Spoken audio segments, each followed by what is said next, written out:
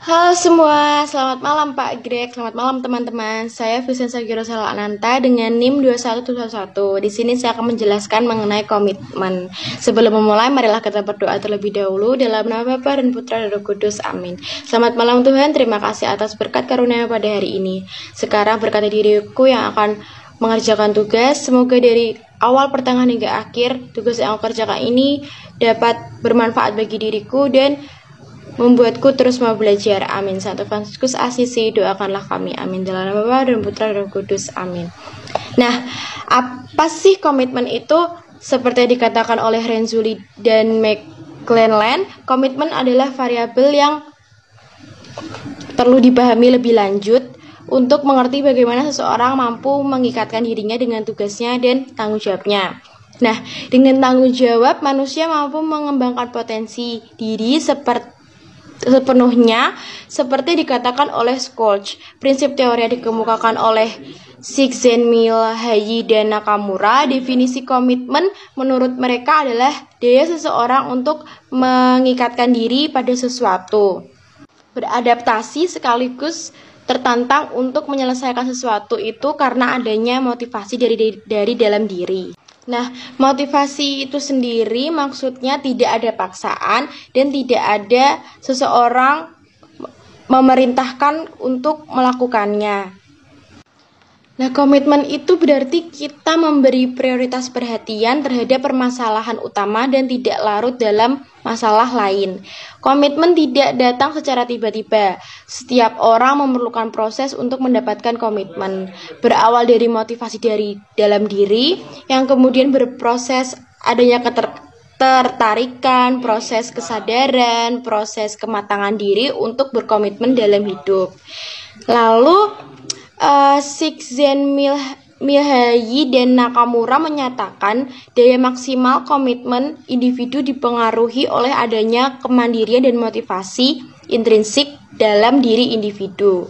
Nah, besar kecilnya kemandirian dan kekuatan motivasi itu mempengaruhi intensitas, konsistensi, dan kualitas komitmen manusia.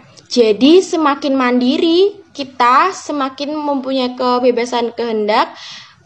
Karena mandiri akan semakin komit. Jadi komitmen itu dilatih dan berproses.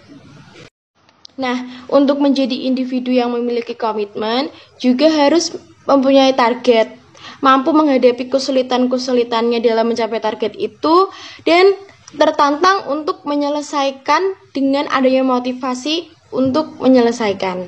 Nah, dalam kehidupan kita pasti ada banyak kesulitan hidup berdasarkan pilihan kita masing-masing. Tetapi kalau dilewati, diatasi, itu juga salah satu melatih komitmen. Lalu, pemaknaan hidup menjadi jembatan antara faktor intern dari dalam diri, yaitu emosi individu yang dipengaruhi oleh faktor biologis seperti karakter, intelektualitas, kecerdasan emosional, dan lain-lain, dengan faktor ekstern yaitu sosial untuk berinteraksi, bergaul dengan orang lain, dipengaruhi oleh orang lain, mendapat informasi dari orang lain. Itu merupakan interaksi antara kita dengan orang lain. Kriteria tentang konsep pemaknaan hidup dewasa yang dijelaskan dalam modul yang saya baca ada 4 kondisi, yaitu dewasa yang artinya sudah berumur 17 tahun ke atas, dewasa secara psikis atau sudah mempunyai identitas, dewasa secara biologis yaitu menikah, dan bisa bersyukur, orang yang sudah tercukup secara rohani. Jadi penjelasan pemaknaan hidup ini mengatakan bahwa interaksi antara faktor biologis individu dan faktor sosiologis di sekitar individu akan memproduksi emosi yang berakibat akan mengalami emosi positif atau emosi negatif yang akan menghasilkan kekuatan diri ataupun kelemahan diri. Pemakan emosi dan kekuatan diri dalam kehidupan akan menjadi sumber perkembangan pemakaian hidup individu untuk menjadi dewasa atau tidak dewasa. Nah, demikian penjelasan mengenai komitmen diri saya. Terima kasih, Tuhan Yesus memberkati. Kita tutup dengan doa dalam nama Bapa dan Putra dan Roh Kudus. Amin. Selamat malam Tuhan, terima kasih Engkau telah melindungi aku dalam mengerjakan tugas pada hari ini.